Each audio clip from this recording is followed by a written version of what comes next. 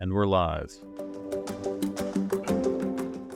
Welcome to the Transformational CFO, a forum presented by Williams Marston, where we will explore innovative strategies that influential CFOs and other finance leaders deploy as they navigate critical transitions and drive transformations in these challenging times. Welcome back to the Transformational CFO. I'm Sanjay Ramaswamy, CEO of Williams Marston, sitting in today for our regular hosts, John Marston and Landon Williams. Today we have a very special guest. We are joined by Ed Breen, Executive Chairman of DuPont. I've had the privilege of knowing and working with Ed over the last 8 years, supporting his efforts with the DowDuPont transaction and many subsequent deals after that. Ed has led some of the most significant corporate transformations in recent history, overseeing the DowDuPont merger and the subsequent spin-offs, all the way to reshaping DuPont's portfolio for long-term growth. Earlier in his career, he also led turnarounds at Tyco, Motorola, and General Instrument. With more than 2 decades as a CEO and a board member, Ed brings deep perspective on transformation, capital allocation, and practically every aspect of being a transformative leader and a board member in corporate America. Ed, it's a pleasure to have you on the program.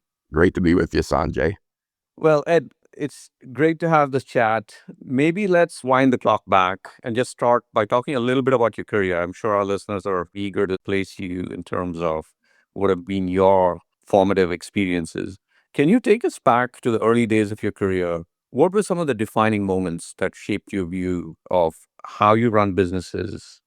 Yes, so Sanjay, I feel like I was very fortunate right out of college. I interviewed with IBM and a company called General Instrument. And back then, by the way, IBM was the cream of the cream type of job to get.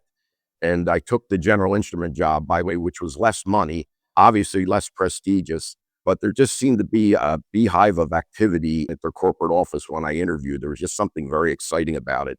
And it was really the technology company that really supplied most of the technology to the cable TV industry, which, by the way, in 1978, nobody knew what cable TV was. I did not either until I joined the company. So I got fortunate that I ended up in one of the best companies from a technology standpoint that supplied to the industry that was just getting ready to take off and become, obviously, as you know today, a major communications business across every single city and town in the U.S. and most of the world at this point in time.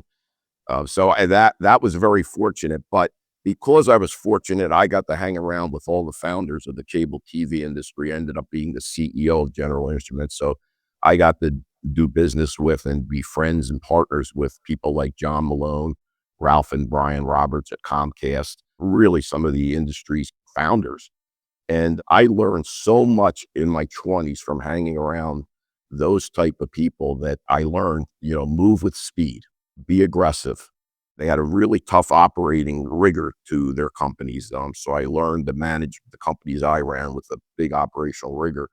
And from a financial standpoint, what I also watched with the Malones and the Roberts family and all that is their CFOs were their equal partners almost. Many cases, they were founders of the company with the CEO. And so I always viewed when I became the CEO that I wanted my CFO to be kind of my CFO/COO. And that's the way I describe it.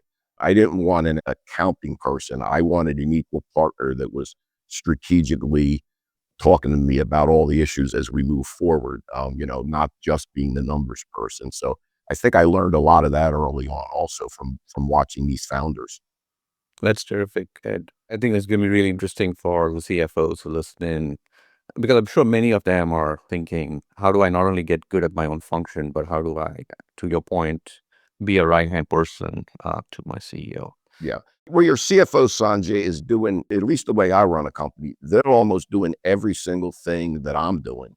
So even when I go visit our factories, my CFO would go with me, and they're going through all the KPIs and all the metrics, even at that level in the company. And I like to walk across the hall and talk strategy with my CEO. Who else are you going to talk to about it besides maybe some board member? It should be your CFO.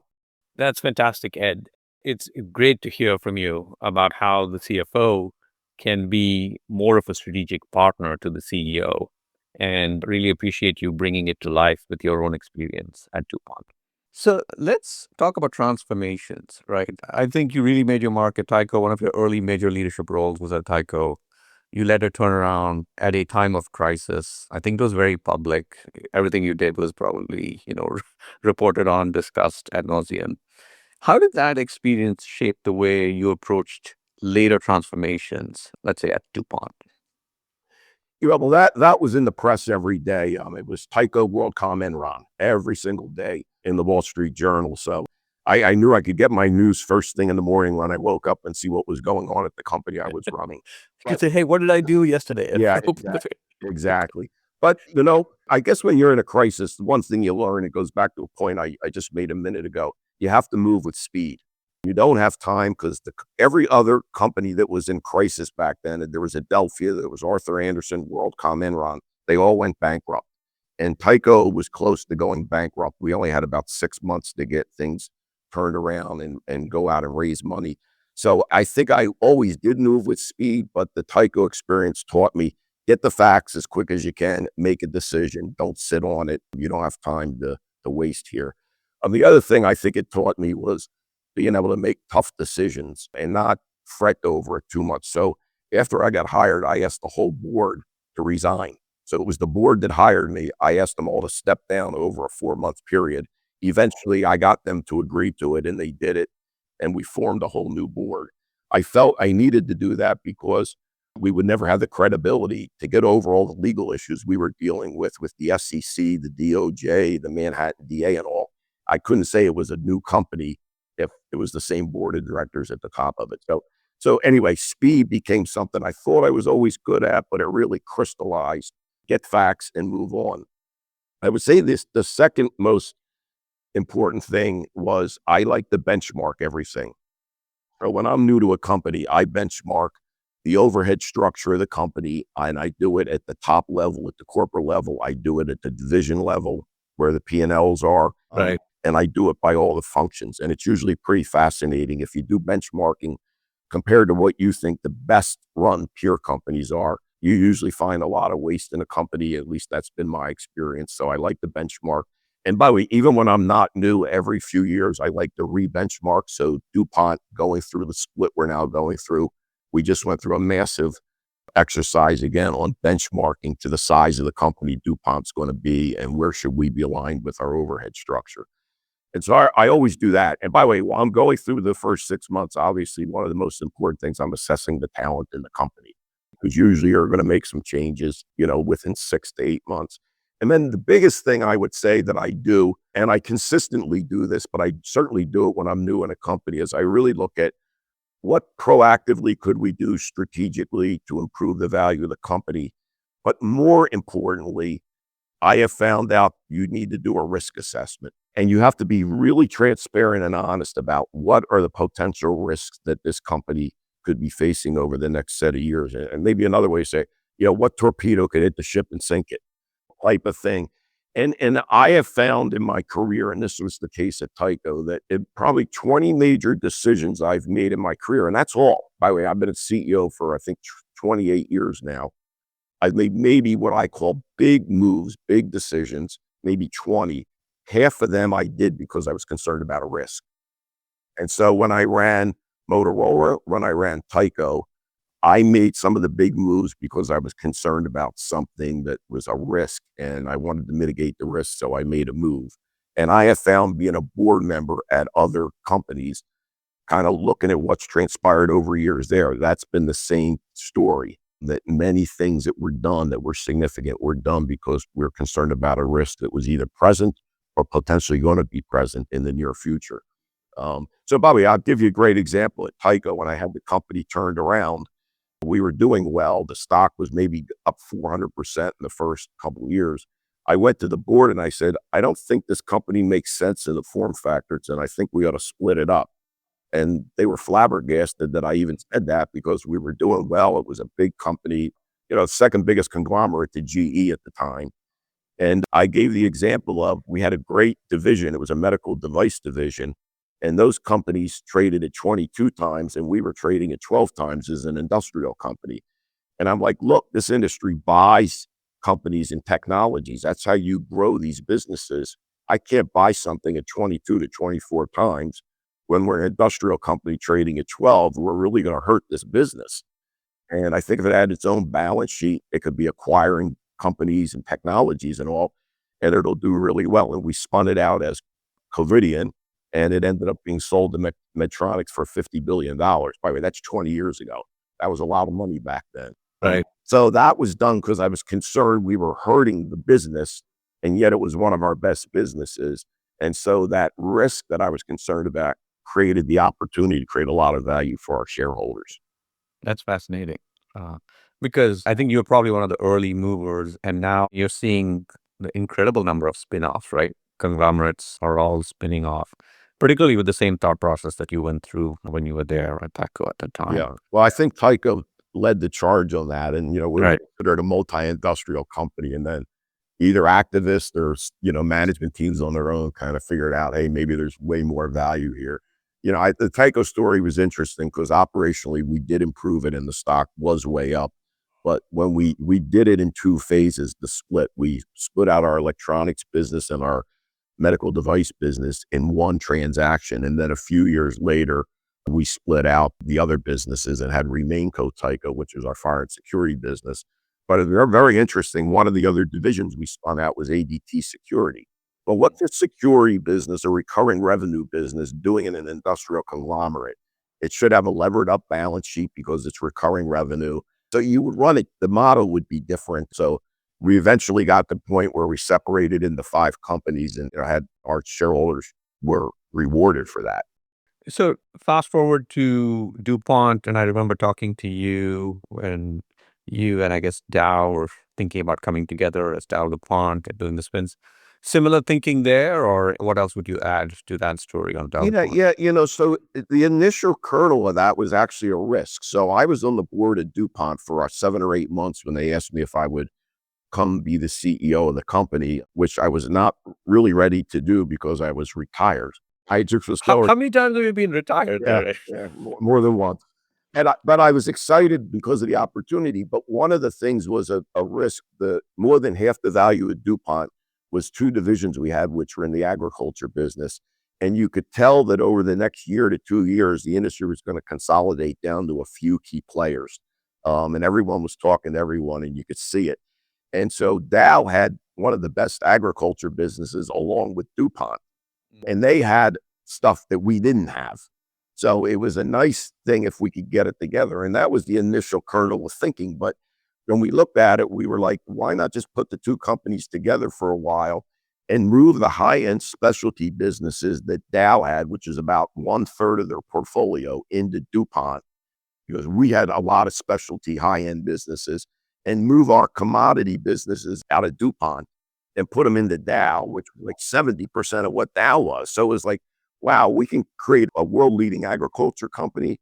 We could improve DuPont and we could improve Dow by putting the right pieces together where they belonged. And so that was the thinking. We'd merge the companies, move the pieces around, and then knowing ahead of time, we were going to, I always said we got married knowing we were going to divorce. And we separated into 3 companies. And that was the beginning of what I would call the new DuPont. And Dow went off with all their great commodity chemical businesses. And overarching to that, Sanjay, I was concerned about being a commodity chemical company long-term for DuPont. I didn't feel like the value was going to be there. People could put extra capacity in place and really drive the margins in that business to a not a good place. And you could see that maybe evolving over time. And then all the sustainability stuff was coming more center stage. And I'm like, I don't know that I want to be there. And so we were always working our way strategically to not be known as a chemical company, which we were for 200 years, but to become known as a multi-industrial company. And that's the journey that we've been on. And generally speaking, if you look at today, a multi-industrial company trades way better than a commodity chemical company. And so I think we're on the right strategy, and we're continuing that move with the moves we're presently making. That is a fantastic set of facts and background about the whole DowDuPont transaction. And actually a really nice segue where I guess you started thinking about what is the talent you need to strategically drive in the direction and the vision that you had envisioned, both for Dow as a commodity company and DuPont as a specialty and a multi-industrial company. I'm pretty sure talent was a key factor in your thinking. So let's talk about talent. You appointed your CFO as a CEO recently. What advice do you have for CFOs who aspire to go above and beyond their current roles? Yeah, so we promoted Lori about a year ago, and she's been doing a great job, by the way. I'm very happy for her and the team. I would say part of this is the way I treated it. When I asked Lori to be the CFO, she already had a phenomenal background. So she had been a division CFO leader. So really knew operationally how the business was run and all that, and had many years of experience there. We put her into the head of investor relations, which she did a fabulous job at. I think the investor relations job is a really critical one. I use it as a place to put our high potentials because they're hanging around the CEO, the CFO. They know the strategy. They have to know everything to do their job. Yeah, that's it. That's a really interesting thought process. Yeah, it's my number one place to put a high potential that I know I'm going to promote again. And so anyway, Lloyd did that job very well for a few years. I think that's critical in being a really good CFO, by the way, that she already checked the box on that. But because I treat the CFO job like it's a COO also, Lori was kind of doing the job with me. And that's what I said to the board. Now, one of the things a board always wants to see, though, did she or did the person ever run a business? Right. So what I did, which was maybe a little unique, we didn't want Lori to go out of the CFO role. So I said, Lori, why don't you continue to be the CFO and why don't you run one of our divisions on top of being the CFO? Oh, I see. And Lori ended up doing that for a couple years and did a very good job. And that was a real check the box for everyone to say, wow, she's ready for the job. So I would say to anyone that's a CFO, if you're a strategic thinker, you should have a relationship with your CEO. You're together, you're two peas in a pod. And then you're involved in everything. I think a CFO is one of the easiest jumps to be a CEO, including a division president, obviously. But many times the CFO is potentially got a broader skill set. And if they have some operating experience, that's really the full picture. And they should be able to do the job and do it well. It's really great to hear about thought process and the mentorship that goes into developing a CFO and the rotational opportunities that you provided to make sure that they grow into the role of a CEO before their final appointment. Going back for a minute to the DowDuPont transaction, it's been several chapters now, right? A few years. Anything surprised you, even after all the years of experience with other, Tyco, you talked about your other experiences? Anything that you sort of look back and say, wow, I didn't see that one coming? Well, not because of the spins or anything. I mean, one thing you have to do if you're going to do spins or major M&A is set up a good program office, a PMO office, and put some of your best talent in it. So when we have been doing our recent spins, we've got a very seasoned person running our program management office. And that keeps you very organized and on schedule because there is a lot to accomplish to spin out businesses from a tax standpoint and IT standpoint and all that. It's not for the faint of heart. So that becomes very critical. But putting that aside, some things happened in the last 5 years that never happened in my whole career. So I always find it interesting. New things happen that kind of surprise you. And clearly one of them was the massive inflation we all went through, and we all had to raise prices way more than I did in my career. And then obviously managing a company through COVID was Yep. crazy. And then because of that, many of the short cycle businesses, and DuPont had some of them, we went through a massive destocking. That never happened in my career before. So, the new things happen. And I say many times, I said, as long as I've been a CEO, the last 5 years have been, I would call it the riskiest.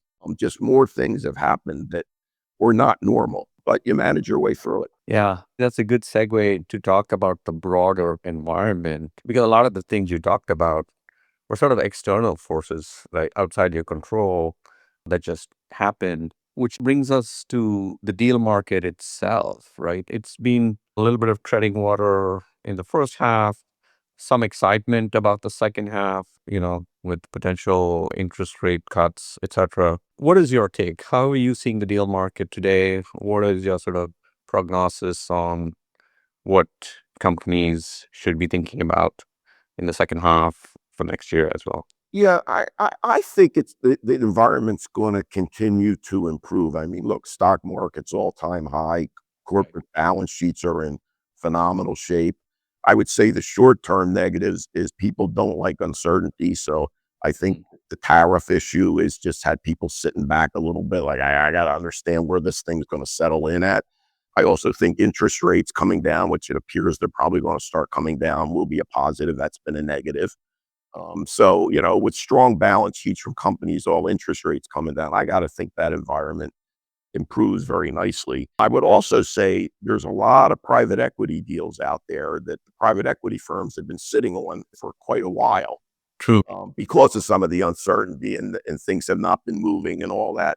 And I think there's a lot of potential deals that can happen with corporates looking at some of the companies that private equity firms own, that they want to start getting out of some of these investments, and they've done well with them. And I think you're going to see that percolate up. Very interesting. You touched upon the tariffs.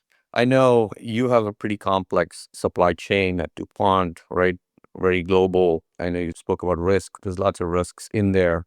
But I think I saw a news report that said you guys have sort of managed and navigated it pretty effectively in the last 6 or so months. Anything you can elaborate in terms of advice for other companies that have international operations, supply chain, on things to be thinking about? Yeah, I would say there's two big areas. One is if you have a lot of business in a certain market, you really want to be local for local. We were fortunate that, where our big markets are, by the way, China being one of them, we had local manufacturing capability, and we've been actively working that the last few years. Not knowing the tariffs were coming, we just thought it was a smart thing to have our supply chain more secured that way. So I would say, have your local presence where some of your big markets are or somewhere in that area. I would say the second big thing, and I still think most companies deal with this, don't be single sourced. To this day, I remember when I got to DuPont, we jumped on that right away. By the way, we're still working on it. But you don't want to be single sourced for a whole host of reasons. And then when the tariff thing came, if you were and you were in the wrong place, oh my, you have a big problem on your hands. So I think it's working your procurement angle, making sure you're sourced and sourced properly in the right areas, and certainly not single sourced, especially on anything that's really critical that you couldn't quickly get a second supply on. And then, kind of local for local, I think is important. When the tariff thing came out, we did the analysis and had about a $500 million problem. And we worked it down to 30 million. So that's how significant it could have been. And we moved quick, and it's really a non-issue now. That is interesting because in theory, everybody talks about don't be single sourced. They do the risk assessment, but I think cost and other considerations weigh in and people don't actually act. In your case, you're saying you legitimately sort of broke up supply and multiple sources or started moving in that direction so that strategically you were well balanced. Yeah, I think it was more acute for us, and it depends what kind of company you have. But so many of our businesses, our customers have to sign off on a new product or a new supply of something. So even pre-tariffs, if we had a problem getting a component and it was single source, it's not like I could turn around 3 days later and replace that product without having customers qualify it. So we were more, I think, thought more acutely about it than maybe some companies would because of that circumstance. That's really great to hear about how DuPont has managed to successfully navigate the tariff environment. I think there are a lot of lessons in here for other companies that are thinking about the macro environment and how best to handle it going forward. All right, let me switch to, maybe you put on your hat as a member of the board, right? You're on the board of Comcast. I'm sure you've served on multiple boards. When you sit there and you look at CFOs who come in and present, from that sort of perspective, what advice would you give a CFO to be truly effective in the boardroom? But really, two words: be honest and be transparent. And I go back to my comment about risk. When you're in a boardroom, I find that you're talking about problems a fair amount, or risks, or concerns. And you should be, by the way. They can be dealt with. You just got to be honest and transparent about them. So I would say whether it's the CEO or the CFO being the two senior people running the company, is be totally open about all of that. So one board I sit on, and I do this, by the way, I spend the first hour in my board meeting alone with the board, sometimes with the CFO, by the way. And we sit there and I just talk about what's on Ed Breen's mind. If you woke me up in the middle of the night, what am I worrying about? And the board members find that hour the most interesting part of the board meeting. And another board that I'm on, the CEO and CFO do the same thing. And we surveyed that board also, and they're like, it's the best hour of every board meeting because you're just talking everything through honestly. Here's what I'm concerned about. Here's what I'm trying to do about it. And it's very enlightening for a board. So I would say whether it's the CEO or CFO, honest transparency and talk about risk. That's great advice. This has been fantastic. Before I let you go, Ed, sort of one last broad question, which we asked all our guests, which is, over the years, what's the best piece of advice or the best question you've ever received? And how has it stayed with you? Well, that's an easy one for me, and everybody in the companies I run knows that one. It was my father originally always used to say to me, Ed, do what you're passionate about. It's most of your waking hours. Don't just do something because you're chasing the buck or the salary or making a lot of money. Do something you're very passionate about. I've been fortunate, and I love being a CEO. Again, I think it's been 27, 28 years, and the reason I've still been doing it is because I'm passionate about doing that job, being with the team, working with a team, progressing and, moving the ball forward. And so I have told everyone that I talk to about it, young people always ask me that. I said this to my kids thousands of times, do what you're passionate about. And, I think it makes for a great life. Fantastic conversation, great advice. Just to go back to the key points that we've discussed today, your experience on transformations and turnarounds and the stories you shared, I think are going to be really interesting to our listeners. You brought up the importance of benchmarking. I love your comments on how you think about mitigating risk as a key discussion point with boards. And finally, the importance of transparency and honesty and being really passionate about what you're doing. I think these are important lessons for all of us that we can take away and internalize as we think about our own companies and the path ahead. Thank you, Ed, for this wonderful conversation. Thank you for joining us today on the Transformational CFO podcast, where we explore the evolving role of the CFO and the strategies for a successful path forward. We look forward to having you join our next podcast as we continue the conversation with inspirational finance leaders. The views expressed in this podcast do not necessarily reflect Williams Marston's views. It does not constitute accounting, tax, valuation, or other professional advice or services by Williams Marston, and it may not be relied upon for any purpose. This podcast may not be reproduced or republished in whole or in part without the express written consent of Williams Marston.